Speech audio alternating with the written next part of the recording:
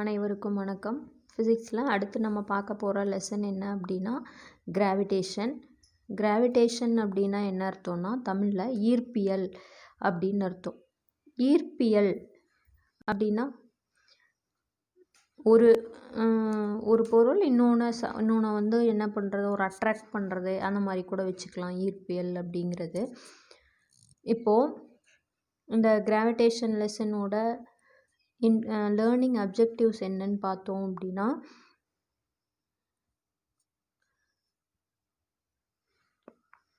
பாருங்க,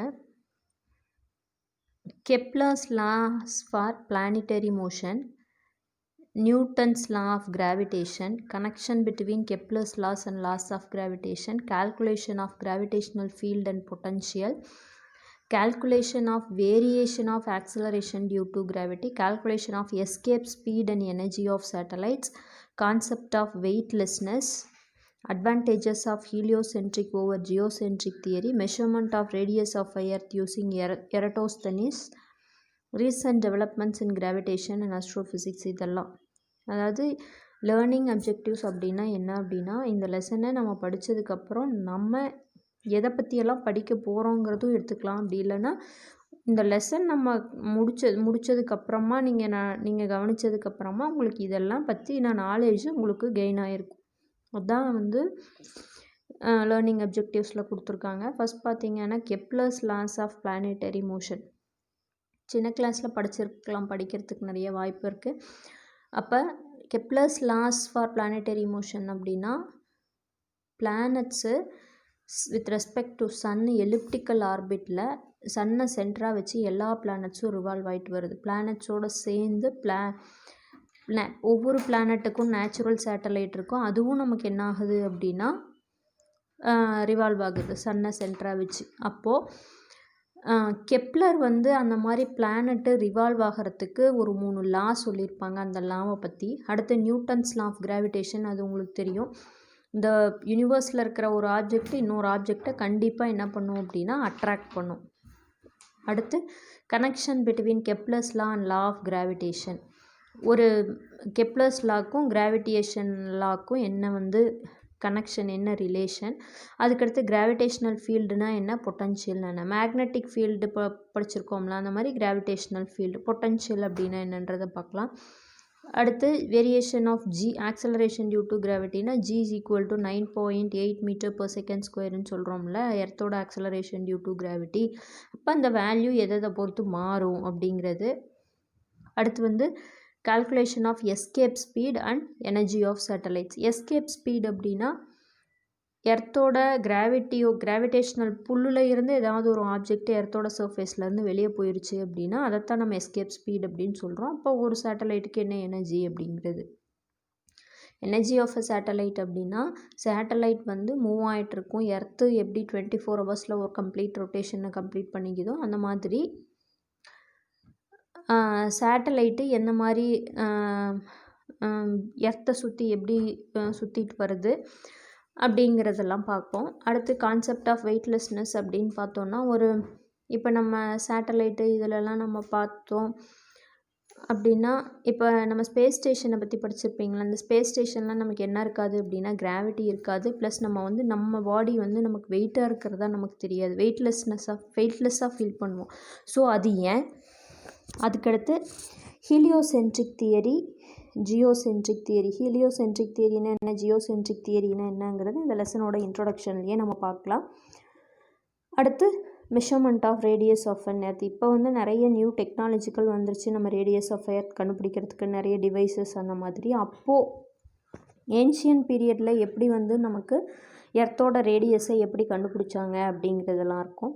அடுத்த recent developments in gravitation and அஸ்ட்ரோஃபிசிக்ஸில் இப்போ இந்த 20th செஞ்சுரியில் என்னென்ன டெவலப்மெண்ட்ஸ் எல்லாம் நமக்கு கிராவிடேஷனில் இருக்குது, அஸ்ட்ரானமியில் இருக்குது அப்படிங்கிறத பற்றி. ஸோ இப்போ ஃபஸ்ட் வந்து என்ன அப்படின்னா introduction. We are amazed looking at the glittering sky. வானம் வந்து நட்சத்திரத்தோடு சேர்த்து ப்ளஸ் ஸ்கை வந்து ஒரே ப்ளூ கலராக இருக்குது. இந்த மாதிரியெல்லாம் இருக்கிறதுக்கு நமக்கு எப்படி இருக்குது, பார்க்குறதுக்கு அமேசிங்காக இருக்குது. We wonder how the sun rises in the east and sets in the west. சன்னு கண்டிப்பாக எப்படி ஈஸ்டில் ரைஸ் ஆகிட்டு வெஸ்ட்டில் செட் ஆகுது அப்படிங்கிறது நமக்கு ஒரு ஆச்சரியம்தான். Why there are comets or why stars twinkle. Why there are comets அப்படின்னா, காமெட்ஸ் அப்படிங்கிறது அதுவும் ஒரு ராக்கி சப்ஸ்டன்ஸ் மாதிரி. இந்த எப்படி நம்ம வந்து ஸ்டார் சொல்கிறோமோ அந்த மாதிரி காமெட்ஸ் அப்படிங்கிறது ஒன்று நமக்கு இருக்குது. அப்போ அதனோட அது எந்த மாதிரி இருக்கும் என்னங்கிறதெல்லாம் பார்க்கலாம். ஒய் ஸ்டார்ஸ் ட்விங்கிள் அப்படின்னா, எப்படி ஸ்டார்ஸ் வந்து நமக்கு பார்க்குறதுக்கு ட்விங்கிள் ஆகிற மாதிரி இருக்குல்ல, மின்ற மாதிரி இருக்குது. ஸோ அது எதனால். அடுத்து, the sky has been an object of curiosity for human beings from time immemorial. Time immemorial அப்படின்னா, அப்போது ஹியூமன்ஸ் வந்து டைம் இம்மெமோரியல் அப்படின்னா ஹியூமன் வந்து எப்படி ரிமெம்பர் பண்ணுறாங்க, அதெல்லாம் வந்து ஹியூமன் வந்து எப்படி ஞாபகம் வச்சுக்கிறாங்க அப்போது ஆரம்ப காலத்துலேருந்து அப்படிங்கிறது. அதுதான் என்னது அப்படின்னா இம்மெமோரியல். அது எப்படி சொல்லலாம்னா, from the time before the humans remember. அதாவது from the time before the humans remember அப்படின்னா, நம்மெல்லாம் உருவாகிறதுக்கு முன்னாடியே நமக்கு எப்படி அப்படிங்கிறது, அப்போலேருந்தே இந்த மாதிரி அதிசயங்கள் நமக்கு இருந்துகிட்டே தான் இருக்குது. அப்போது அது எதனால் அப்படி இருக்குது என்னங்கிற க்யூரியாசிட்டி நமக்கு என்ன ஆகிட்டுருக்கு அப்படின்னா அதிகமாகிட்டே போய் தான் ஒன்று ஒன்றா நம்ம என்ன பண்ணியிருந்தோம் அப்படின்னா கண்டுபிடிச்சிருக்கோம். We have always wondered about the motion of stars, the moon and the planets. From Aristotle to Stephen Hawking, great minds have tried to understand the movement of celestial objects in space and what causes their motion. அப்போது celestial objects அப்படின்னா வான் பொருட்கள் அப்படின்னு அர்த்தம். வானத்தில் நமக்கு இருக்கக்கூடிய நட்சத்திரங்கள், அந்த மாதிரி காமெட்ஸு, அஸ்ட்ராய்ட்ஸு, மீட்டியோரைட்ஸ் அந்த மாதிரியெல்லாம் சொல்லுவோம். ஒவ்வொன்றுக்கும் வால்மீன்கள் இந்த மாதிரியெல்லாம் ஒன்று ஒன்று சொல்லுவோம் இல்லையா, அந்த மாதிரி இருக்கிறதுக்கும் ஒவ்வொன்றுக்கும் ஒரு பேர் இருக்குது. அடுத்து, the theory of gravitation was developed by Newton in the late 17th century to explain the motion of celestial objects. அதாவது தியரி ஆஃப் கிராவிடேஷன்னு ஒரு புக்கோ இல்லை ஒரு டாப்பிக்கு, அது வந்து 17th செஞ்சுரியில் நியூட்டன் தான் என்ன பண்ணாங்க அப்படின்னா அதை டெவலப் பண்ணாங்க. அப்போ ஆரம்ப காலத்துலேருந்து எப்படி உலகம் தோன்றியது, எப்படி வானத்தில் அந்த வான்பொருட்கள்லாம் உருவாச்சு அப்படிங்கிற அந்த க்யூரியாசிட்டிக்கு பார்த்துட்டு ஒவ்வொருத்தரும் ஒவ்வொரு சயின்டிஸ்ட் ஒவ்வொன்றும் என்ன பண்ணியிருப்பாங்க அப்படின்னா டிஸ்கவர் பண்ணியிருப்பாங்க. அப்போது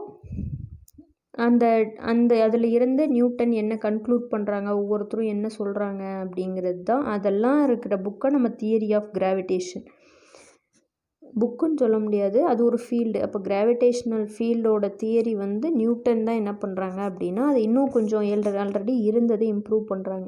அடுத்து செலஸ்டியல் ஆப்ஜெக்ட்ஸ்னால் வான்பொருட்கள்னு சொன்னோம். அதுக்கடுத்து இங்கே கொடுத்துருப்பாங்க டெரஸ்ட்ரியல் ஆப்ஜெக்ட்ஸ் அப்படின்னு. டெரஸ்ட்ரியல் அப்படின்னா நம்ம லேண்ட் சர்ஃபேஸில் இருக்கக்கூடிய ஆப்ஜெக்ட் எல்லாமே வந்து டெரஸ்ட்ரியல், நிலப்பரப்பு உள்ள பொருட்கள். வானத்தில் இருக்கிறத நம்ம செலஸ்டியல்னும், நம்மளோட எர்த்தில் இருக்கிறது நம்ம டெரஸ்ட்ரியல், எர்த்தோட சர்ஃபேஸில் இருக்கிறத நம்ம டெரஸ்ட்ரியல் ஆப்ஜெக்ட்ஸ்னு சொல்லலாம். And answer most of the queries raised. அதாவது the theory of gravitation was developed by Newton develop பண்ணுறாங்க to explain the motion of celestial objects. Celestial ஆப்ஜெக்ட்ஸை பற்றியும் டெரஸ்ட்ரியல் ஆப்ஜெக்ட்ஸை பற்றியும் அதனோட queries raised அப்படின்னா என்னென்ன கொஷின்ஸ் எல்லாம் அதை பற்றி இருந்ததோ அதெல்லாம் வந்து இன்னும் கொஞ்சம் நியூட்டன் வந்து அதுக்கான ஆன்சர்ஸ் எல்லாம் சொல்லி இன்னும் கொஞ்சம் அந்த தியரி ஆஃப் கிராவிட்டி அப்படிங்கிறது இன்னும் டெவலப் பண்ணுறாங்க.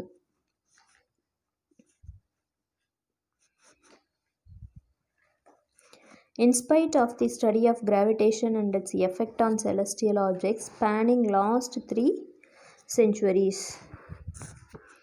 அப்போது ஸ்டடி ஆஃப் செலஸ்டியல் ஆப்ஜெக்ட்ஸை பற்றின அதனோட எஃபெக்ட்டு அதை பற்றின ஸ்டடி எல்லாமே இந்த லாஸ்ட் ஸ்பேனிங் அப்படின்னா இன்னும் தொடர்ந்து இன்னும் இருந்துக்கிட்டே தான் இருக்குது. இந்த 3 centuries நமக்கு என்ன இருக்குது அப்படின்னா இன்னும் இருந்துகிட்டே தான் இருக்குது. And is still one of the active areas of research in physics today. இந்த ரிசர்ச்சில் கிராவிடேஷ்னல் அப்படிங்கிற அந்த டாப்பிக்கும் இன்னமும் ஒரு ஆர்வமாக எல்லாத்தாலையும் ஆர்வமாக அதை கற்றுக்க தூண்டுற அளவுக்கான என்ன சொல்கிறது கற்றுக்க தூண்டக்கூடியதான நிறைய ஆச்சரியமூட்டும் விஷயங்கள்லாம் நமக்கு எதில் இருக்குது அப்படின்னா கிராவிடேஷ்னலில் இருக்குது. In 2017, the Nobel Prize in Physics was given for the deduction of gravitational waves. Gravitational waves அப்படின்றத கண்டுபிடிச்சதுக்கு 2017 நோபல் ப்ரைஸ் ஃபிசிக்ஸ்க்கு என்ன பண்ணாங்க அப்படின்னா கொடுத்துருக்காங்க. அடுத்து which was theoretically predicted by Albert Einstein in the year 1915. Gravitational வேவ்ஸை பற்றி ஆல்பர்ட் ஐன்ஸ்டீன் வந்து தியரட்டிக்கலாக அதை predict பண்ணியிருக்காங்க.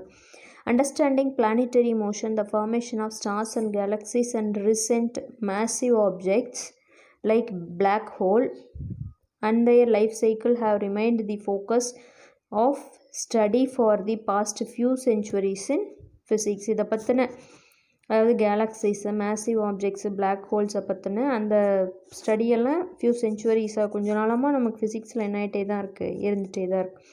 அடுத்து geocentric model of solar system. ரெண்டு பார்த்தோம் நம்ம லேர்னிங் அப்ஜெக்டிவ்ஸ்லேயே ஹீலியோசென்ட்ரிக் ஜியோசென்ட்ரிக் அப்படின்னு. அப்போ ஜியோசென்ட்ரிக்னா என்ன அப்படின்னா geocentric model of solar system in the second century Claudius Ptolemy, P வந்து சைலண்ட்டாக எடுத்துக்கோங்க, டால்மின்னு படிங்க, டாலமின்னு படிக்கலாம். இந்த second century Claudius Ptolemy a famous Greco Roman astronomer developed a theory to explain the motion of celestial objects like sun, the moon, Mars, Jupiter, etc. அப்போது Claudius Ptolemy தான் என்ன பண்ணுறாங்கன்னா இந்த ஜியோசென்ட்ரிக் தியரியை நம்ம சொல்கிறாங்க. This theory was called a geocentric model.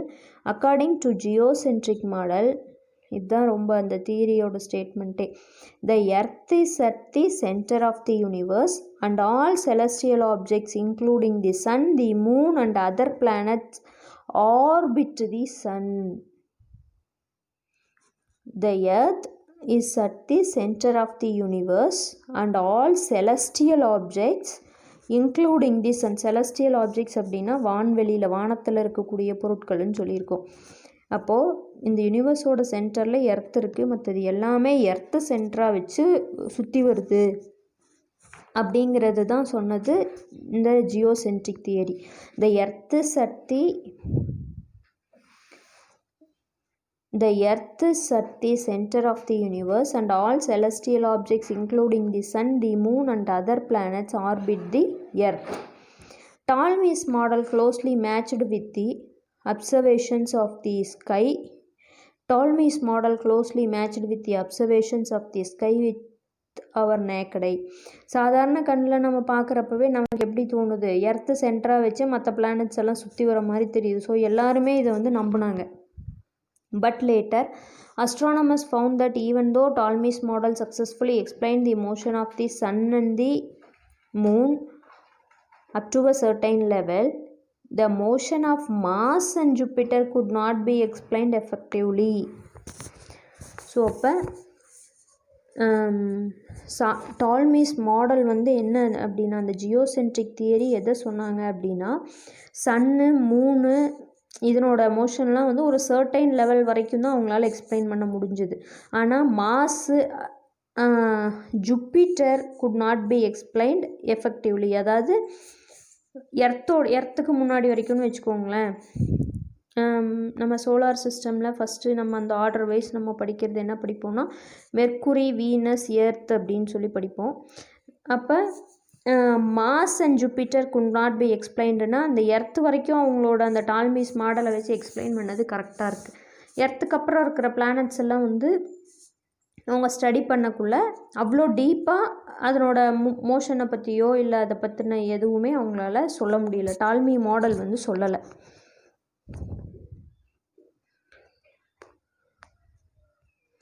அடுத்து heliocentric model. Heliocentric மாடலை சொன்னவங்க யார் அப்படின்னா Nicholas Copernicus. Heliocentric model of Nicholas Copernicus.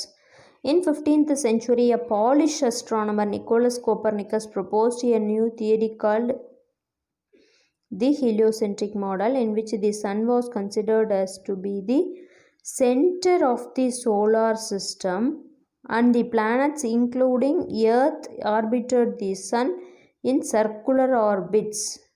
This model successfully explained the motion of all celestial objects.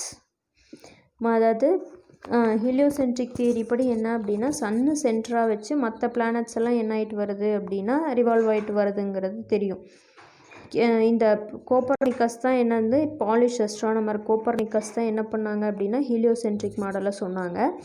Sun was considered to be the centre of the solar system and all planets including the earth orbit the sun in circular orbit. அப்போ இந்த யூனிவர்ஸோட சென்டரில் Sun இருக்குது, அதை சுற்றி தான் எல்லா பிளானட்டும் சுற்றி வருது அப்படிங்கிறது சொன்னது யார் அப்படின்னா காப்பர்னிக்கஸ். எர்த்து சென்டராக வச்சு மற்ற பிளானட்டெல்லாம் சுற்றி வருதுன்னு சொல்கிறது நமக்கு யார் அப்படின்னா டால்மி. அடுத்து this model successfully explained the motion of all celestial objects. வானத்தில் இருக்கக்கூடிய எல்லா பொருட்களோட மோஷனையும் இது வந்து என்ன பண்ணாங்க அப்படின்னா சக்ஸஸ்ஃபுல்லாக இந்த மாடல் வந்து எக்ஸ்பிளைன் பண்ணாங்க. Around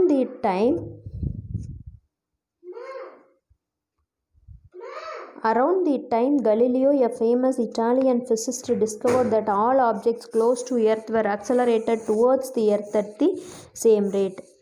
Galileo இட்டாலியன் ஃபிசிஸ்ட் வந்து டிஸ்கவர் பண்ணியிருக்காங்க என்ன அப்படின்னா, எர்த்தோட சர்ஃபேஸ் எர்த்துக்கு பக்கத்தில் இருக்கிற எல்லாமே என்ன ஆகுது அப்படின்னா எர்த்தை நோக்கி ஆக்சலரேட் ஆகி போயிட்டுருக்கு. எர்த்துக்கு பக்கத்தில் எதுவாக இருந்தாலுமே எர்த்தை அட்ராக்ட் பண்ணி இழுக்குது. Meanwhile a Nobel man call டிகோ pray spent his entire lifetime in recording the observations of stellar and planetary positions with his naked eye. அவங்களும் டிகோ பிரே அப்படிங்கிறவங்களும் ரொம்ப நாளாக அதை என்ன பண்ணியிருக்காங்க அப்படின்னா ரிசர்ச் பண்ணியிருக்காங்க.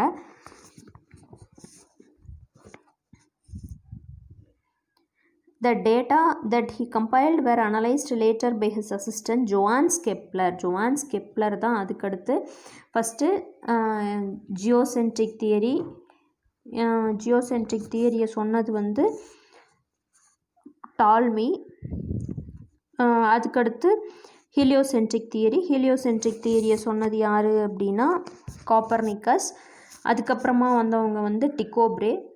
அதுக்கப்புறம் அவங்களோட அசிஸ்டண்ட் வந்து ஜோஹான்ஸ் கெப்லர். அவங்க தான் என்ன பண்ணுறாங்க அப்படின்னா இந்த தியரி எல்லாம் வச்சு ஒரு லா வந்து எப்படி சோலார் சிஸ்டமில் பிளானட்ஸ் எல்லாம் எந்த மாதிரி இருக்கும் அப்படிங்கிறதுக்கு ஒரு லா டெடியூஸ் பண்ணுறாரு. And eventually the analysis led to the deduction of laws of planetary motion. These laws are termed as a Kepler's law of planetary motion. இப்போ இந்த லாக்கு பேரே Kepler's law of planetary motion அப்படின்னு பேர். ஸோ அப்போ heliocentric தியரினா என்ன, geocentric தியரினா என்ன, ஆரம்ப காலத்தில் எப்படி வந்து கிராவிட்டி இருந்தது, எப்படியெல்லாம் நினச்சிட்டு இருந்தாங்க, எந்த தியரி பரவாயில்ல அப்படிங்கிற மாதிரியான இன்ட்ரொடக்ஷன் தான் இது.